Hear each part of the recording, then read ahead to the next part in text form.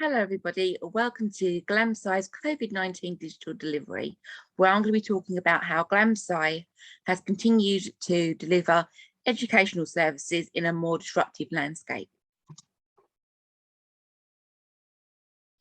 So first of all, a little bit about who we are.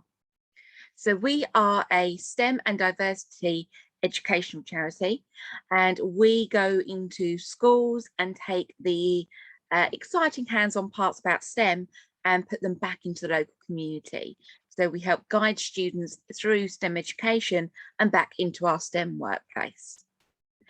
So we work by empowering young people and adult learners to build confidence, build trust in themselves, increase their resilience, and work with lots of different marginalised groups, particularly ones that struggle with digital delivery. So at Glam Sci, when COVID-19 hit, we did a lot of searching to look at what the problem was for our delivery becoming digital. So we realised the following: that there were a lack of resources, mostly by students themselves, but also with our own volunteers to stay connected with us whilst out of the classroom environment. There was a lot of user frustration, a lot of Zoom fatigue that I know a lot of people have been suffering with, and it affected our learners and our volunteers. We also had to look at cost effectiveness. Being a small charity, our budget's not the biggest, and it was cut even further with restrictions for COVID-19. So we had to make sure that our solutions were manageable, cost effective, and were able to reach out as we needed. The connectivity, so we wanted to still keep that meaningful interaction with all of our members, with our volunteers, as well as our members and our students, and being user-friendly, being able to gauge how user-friendly our materials were really affected on what solutions that we came up with for our problems for activities. So this was the solution that we came up with. So we began to prioritise our working environment. We moved our entire software, our entire systems, the way we access files, all over to Microsoft Teams. We adapted our careers advice service. So we delivered that via Zoom, Mentimeter, Jamboard. We used more interactive tools to gauge that interactivity back to our sessions. And then we began a process of hybrid learning. So to support our students learning about particular topics and for outreach in a hybrid way, in what we'd call a blended way. So parts online, parts done by themselves at home, and that kind of service really. So let's dive into a little bit more about what we meant by prioritising our working environment. So we have always struggled with our volunteers because we are a national charity, being based mostly in London, but having events up and down the country. It meant sometimes there was a disconnect between volunteers and the charity even before COVID hit. So we began to use online meetings from our beginning in about 2016, but during 2020, in the height of the pandemic, we moved our software over to Microsoft Teams. So we had training from superhighways into how Teams worked, how it could be implemented, the different types of packages that were available with it. And being that we were a charity, we could migrate all of our email systems, all of our organizations all over onto Teams, so that it just made it a bit more interactive. It meant that everything was stored in a very safe way, and that it meant that data protection laws and GDPR could be focused upon even when collecting data virtually from people. So we often use meetings, or we often use Teams for meetings, and use the planner and the sharing file functions that Teams is quite well known for. And as I was mentioning before, our security members have gone through the rigmarole of looking through Microsoft and migrated everything over on there So it meets more of our GDPR standards. Being that we work with young people, we have to be a little bit careful about the sensitive information that we keep. And we've since implemented a policy of that any referrals that get sent to the organisation, any personal information that needs to be kept via about students, about their progress and so on, is kept on Microsoft Teams only, and is not kept on personal computers, just to keep up with that standard. So allowing our members to work through Teams has meant that we've been able to do a lot more and have a lot more projects to be undertaken virtually by Glam Sci. So it has really been a massive help to our organisation to be able to prioritise not only just our volunteers, but it's also meant that we can work together and plan events more effectively. So a little bit about our adapted careers advice service. So we've always been delivering careers advice across the UK for learners, generally in schools, but we've also worked with people that are retraining, reskilling, adult learners and so forth. So we pop up in schools, libraries, lots of different places. Because of COVID-19, that has put a bit of an issue with going into places to meet people and to talk them through careers advice. So we've not been able to offer our face-to-face offerings that we were currently offering, but instead we received funding from the National Lottery COVID Relief Fund to be able to adapt our careers advice services and deliver them online. So we have undertaken a series of Zoom training, a lot of training given by, again, Superhighways and our local voluntary advice service to use different tools to be able to deliver that same service. So we would give monthly webinar-based services looking at CVs, how to conduct yourself in an interview, how to write a good covering letter, and so on.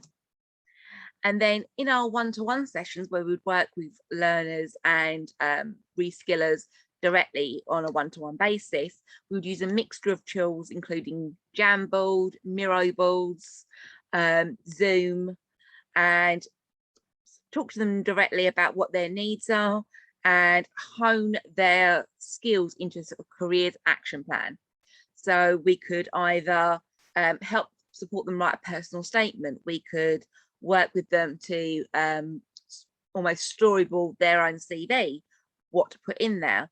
And it's all done one-to-one, face-to-face, pretty much.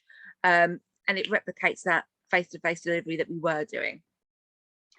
And then finally, during that service, we were also collecting feedback synchronously, so at the same time as delivering our services via Mentimeter. If we were placing our webinars up online, we'd also use things like Google Forms or Microsoft Forms to collect feedback asynchronously, so after the event's taken place. So there's plenty of ways that you can still do that data collection. There's plenty of ways that you can still engage with your participants and make it engaging for them. So less sitting there on Zoom with Zoom fatigue, it makes it a lot more hands-on. So I've been very graciously gifted a Miro board from a young person that I was working with recently. And for her, we were looking at drafting a personal statement for applying to a college. So this is how it would look at your end. So what we did here, this is our Jamboard. So we could break down each of our personal statements, or each part of our personal statement, into paragraphs. So we could talk about the major sections that needed to be in our personal statement. So why do you want to study the subjects that you do? If you've had any time off, COVID isolation, the type of learner that you are, any courses that she's been on, anything that she could show to show her as a good learner, talk about other skills as well, and we can break that down into different paragraphs, hobbies, what her career plans were in the future. We could also give her a few hints as well. So Google key skills or soft skills, depending on what course she was applying for. And down our side here, which I'll move my webcam over for, we've also got some just some advice here. So talking about how to break down an activity, how to use stars, talk about it effectively. We want to make our personal statement personal to fit the person, but not too personal. They don't need to know every single detail. We can add quotes, but remember the quote and who said it. That often came up in interviews, as I was telling her. And just some little tidbits that she should remember when writing and when drafting up her first draft. So this was really an easy tool to use, very similar to Miroboard, which we also use as an organization. So again, you almost do it like sticky notes. So writing a small section on a sticky note and sticking it on the board so that you can then move ideas around. And it's all very easy to use, very drag and drop, very user friendly. So we are next going to have a little look at how we tackled our hybrid learning. So hybrid learning was a little bit more tough to look at, mostly because of that GDPR. Lots of schools that we've been working with were using Teams as a substitute for an online classroom, and we're using Google Classrooms as well. But we were concerned with the lack of security that came with using Google Classrooms and Teams itself. We'd be often having lots of users coming to a Teams page or a Google Classroom page. They may not be students from similar schools. They may not be invited along for that particular session. And it became a little bit of a mess when we first started looking at how to incorporate hybrid learning into our organisation. So we began to think about how blended learning had worked in the past for some organisations and some schools before COVID had hit. So we decided that we would give a trial run to a hybrid learning system where learners could get hands-on material sent to them within a box. And then we created a virtual learning environment using a piece of software called Seesaw, so that students could log in securely and complete any activities and any outreach that we supplied to them. So we used our Seesaw platform, which I'll show you in a second. So we trialed this project with both primary and secondary school, and we had lots of good feedback saying that it made the students feel secure. It gave them a good outlet that they could contact us as an organisation without sharing emails. It meant that data was a lot more secure. So another program that we were also using during this time for our hybrid learning was Padlet. Now, Padlet is an online pinboard, kind of similar to our Jamboard and our Miroboard. It meant that students could put multimedia up on that board, so pictures, videos, text, and we could lock our Padlet board so that only, again, certain users could comment, certain users could post things. We also had a profanity filter, so if you're worried about profanities, any information that was slightly a bit too adult for certain students to access, wouldn't be able to be shared. It's sort of a very good system for supporting that. So we've got an example here of our Seesaw page. So this is what our Seesaw page looked like. So I know many organisations don't necessarily work with schools or work with young people, but again, if you're providing training, if you're providing information to people, support for learners, support for your own volunteers, this would be a great platform to use. This came with only a very small marginalised cost, but what you see in front of you is mostly free. So it was free to set up, it was free to use. The paid system worked if you wanted to schedule activities in the future or have, I believe, more than about 3 classes, but I'd have to double check that one. But we were having a little look at Earth and Space with some primary school students, so we could set our activities up here. We could have quizzes, we could schedule things with the Seesaw Plus activity. We had a calendar here so that students could access it and see what work had to be done and when. So it's not just all free to access straight away. You'd have a journal entry where young people could reflect back on the work that they've done. You also have an inbox where parents can message you directly via Seesaw. So they can let you know if there's any issues or work couldn't be completed for whatever reason. And you've got a blog there where you can post up information about what's coming up next and put some information about progress on there. So it's very, very interactive. Again, it's got great usability, and the price of it was fairly cheap. I think it was something like I think about £5 a month, if that. I can't remember exactly the price, but it was very, very reasonable. And this is our example of our Padlet. So again, similar kind of vein, we were looking at Earth and Space. So this is just a multimedia post that one student put up on there. So we had a little look at some fun moon facts. So we've got our multimedia here, we've got our picture down here, we've got our moon facts, and our boards actually themed towards Earth and Space. So you can theme your boards for whatever you need them for. So we can make any types of multimedia posts that we need. We've often trialed this with, say, our learners, where they've been young learners, where we're looking at the Earth and Space, but we're also using this particular Padlet to look at climate change. So students are hosting online conferences, virtual conferences, putting up posters about how they think they can tackle climate change. So with Padlet, as I was saying, you can place settings onto each of our Padlet boards, so each of our pin boards, and limit who can comment, who can view, mask certain words and profanities. So it helps working with really young learners or those that have additional needs or special educational needs. So I've shown you lots of tools here, so we're just going to finish and round up with things that we've learned during the pandemic.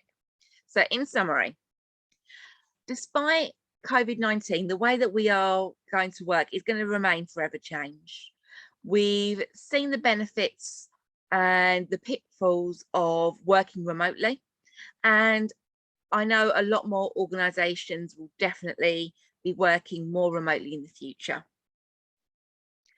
And the best thing that we've learned about working remotely or in a hybrid system, it means that there'll be no longer any bars to entry to the workplace. So those that couldn't access our workplace before would be able to access that a lot easier.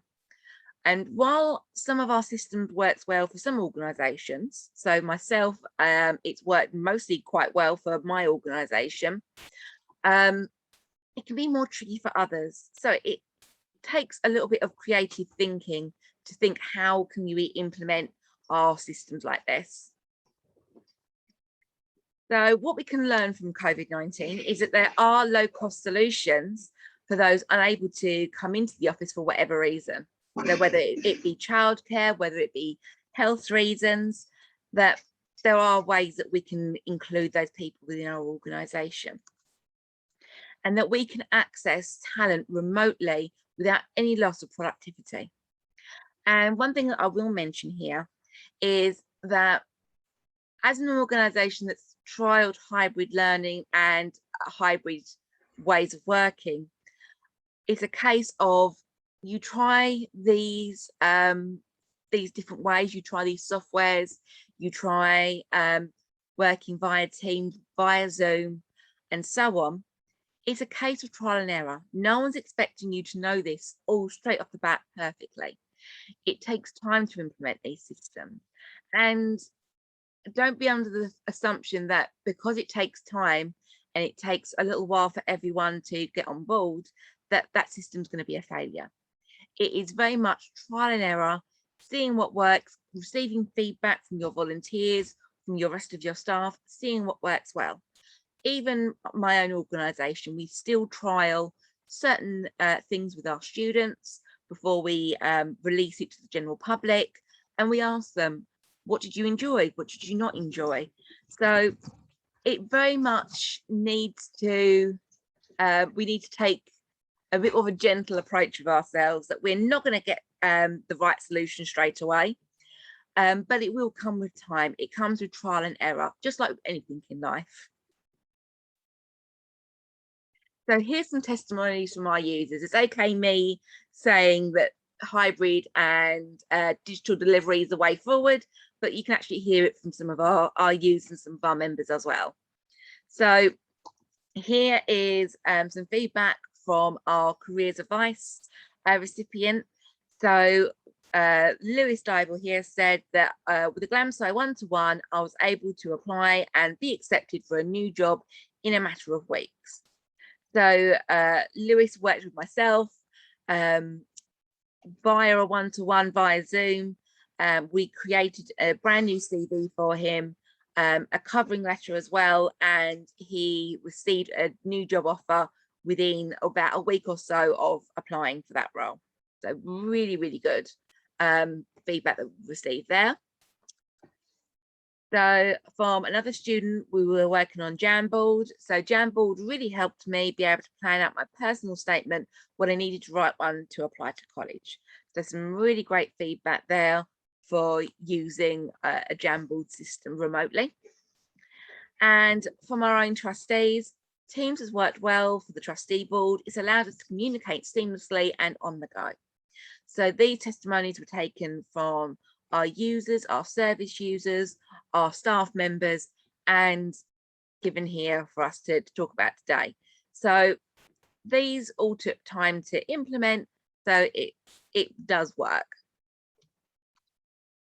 So thank you so much for listening. If you've got any questions, you can leave them for me in the chat, or you can always contact myself directly. My contact details are here. You can learn more about our organisation and contact me with any problems or any requests for help, and we'll come and give you a hand as well. Thank you so much for listening.